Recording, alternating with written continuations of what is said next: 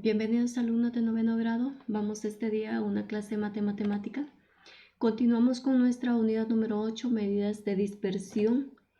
Este día nos vamos a ubicar en nuestro libro de texto en la lección 1.4, desviación típica para datos no agrupados. Dice nuestro problema inicial de la manera siguiente. Con la tarifa mensual por el servicio de agua potable en 2 residenciales de San Salvador, realiza lo siguiente. Literal A. Calcula la raíz cuadrada de la varianza de ambas series y simboliza por medio de sigma sin el cuadrado. Sigue siendo mayor el resultado de la residencial 1, que cuenta con los datos más dispersos. Literal B. Coloca los datos de cada residencial como puntos sobre la recta numérica. Literal C. Resta y suma el respectivo valor de sigma, que en este caso, sigma representa la desviación típica, a cada media aritmética y coloca estos números sobre la recta.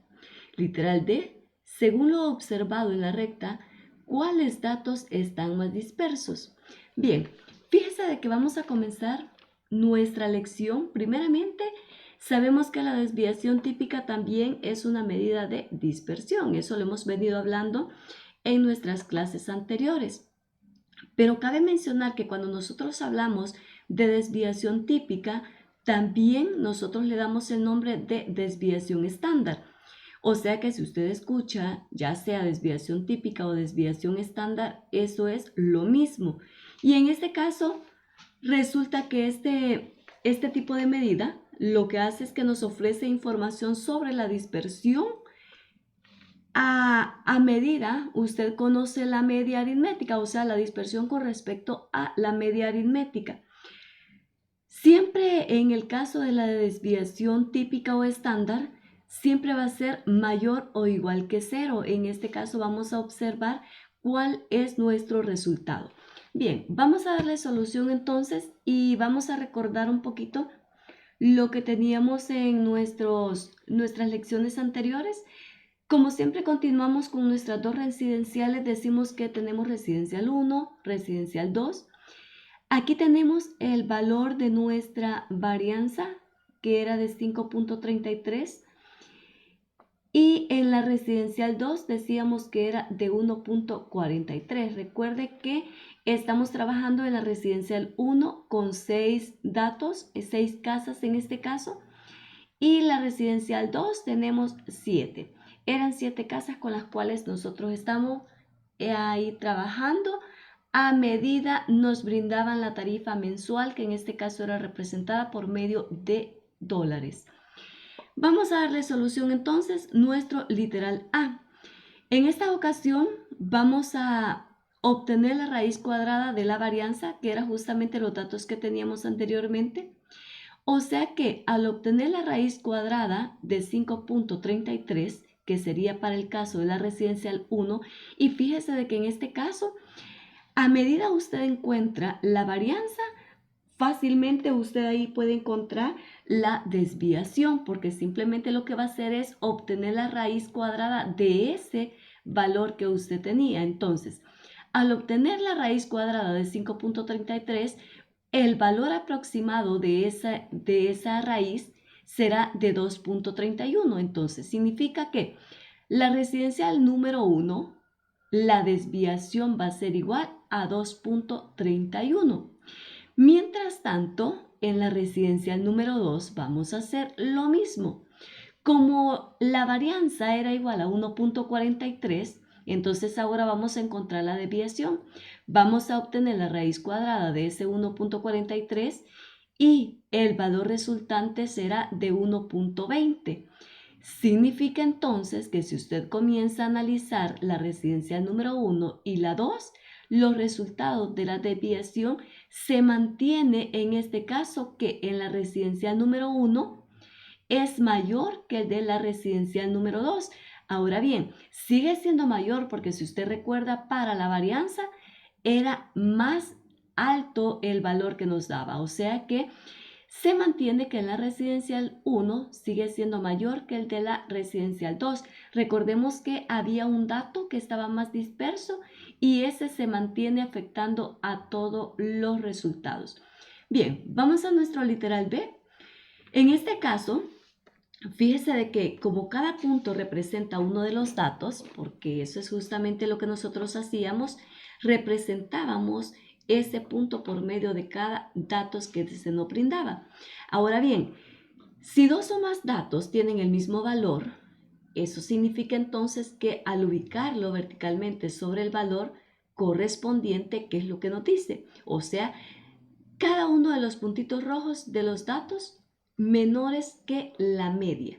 Los azules son los mayores y los negros los que tienen igual valor que el de la media. Por ejemplo, en este caso, si observamos en nuestra recta numérica, nos dice en esta ocasión que los de color negro, justamente, observemos los negros, tienen el mismo valor que la media aritmética, que es justamente lo que tenemos acá.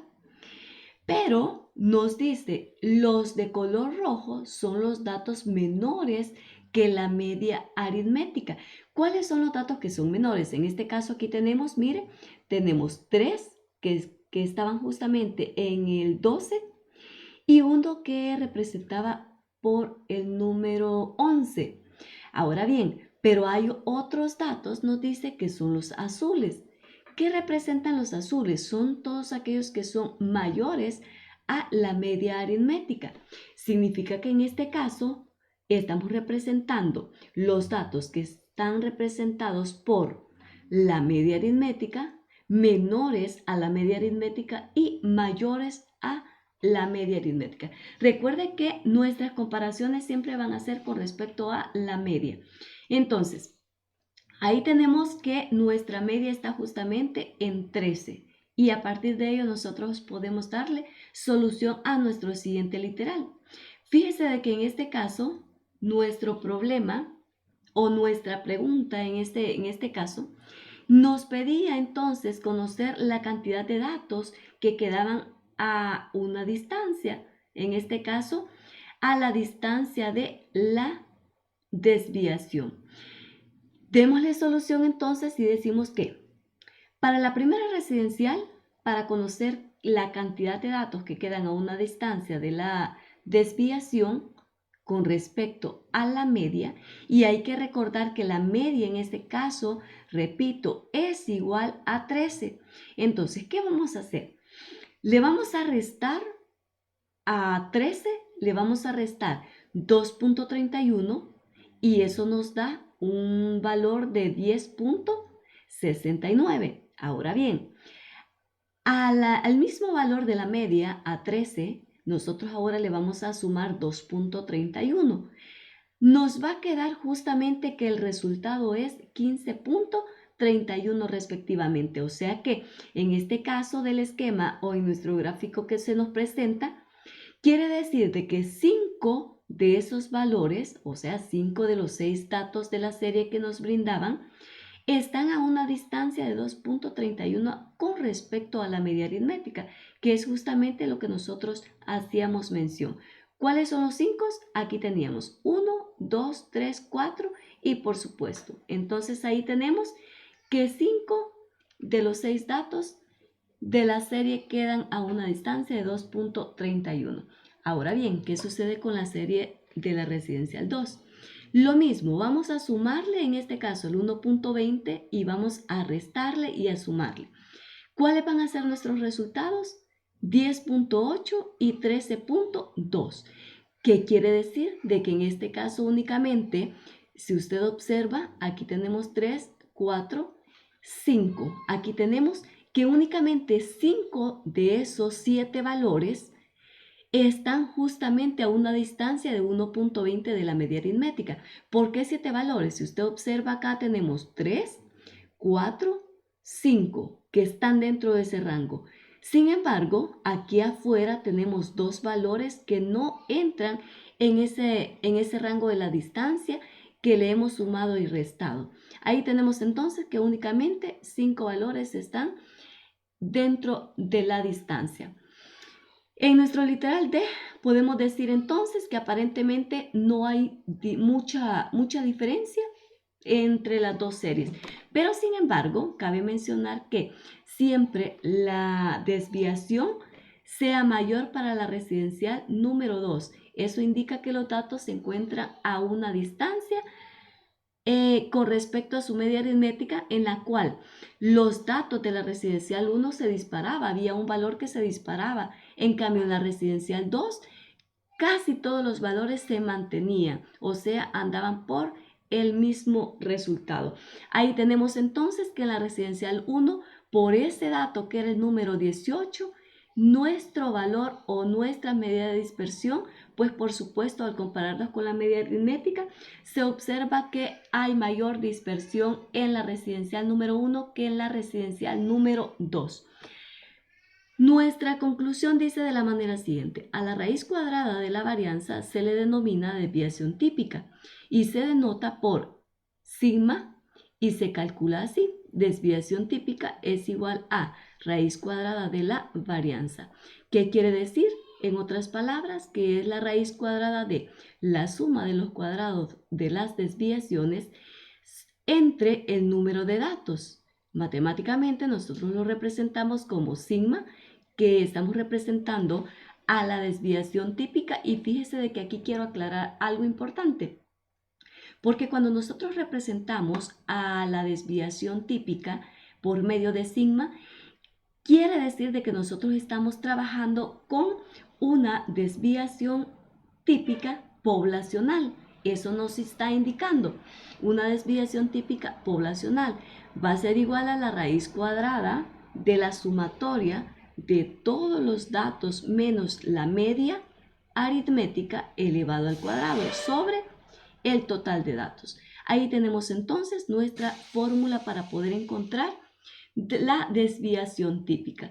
Algo importante que cabe mencionar es lo que nos dice que en este caso, que es lo que hemos mencionado anteriormente, a la desviación típica también se le llama desviación estándar. Una desviación típica da un tipo de promedio de las desviaciones con respecto a la media, que en este caso, repito, como estamos trabajando con desviación típica poblacional, entonces la media la representamos por medio de mu, o sea, un promedio de las distancias de cada dato a su media aritmética. Algo que no hace la varianza por expresarse en unidades cuadradas. Y nos dice también que cuanto mayor sea la desviación típica, por supuesto, entonces más dispersos se encontrarán los datos con respecto a su media aritmética. Y puede recurrirse a la mediana como medida representativa de la serie de los datos. La desviación típica siempre es un número mayor que 0 o igual a 0. En este caso, nunca será un valor negativo. Ahí tenemos entonces, chicos, nuestra lección de este día. No olvide que en esta ocasión, repito, estamos trabajando con una desviación típica poblacional. Eso ha sido todo. Cualquier duda, recuerden que pueden hacerla.